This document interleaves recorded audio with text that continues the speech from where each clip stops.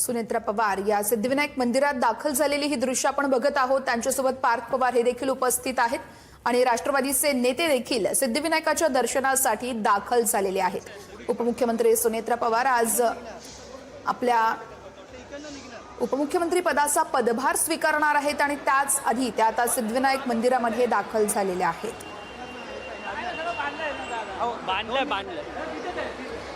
आपल्याकडे असं म्हटलं जातं आणि आपल्याकडे ही प्रथा परंपरा सुद्धा आहे की कुठल्याही चांगल्या कार्याची सुरुवात ही देवाच्या दर्शनानं केली जाते आणि त्यात करून गणपती बाप्पाच्या दर्शनानं केली जाते।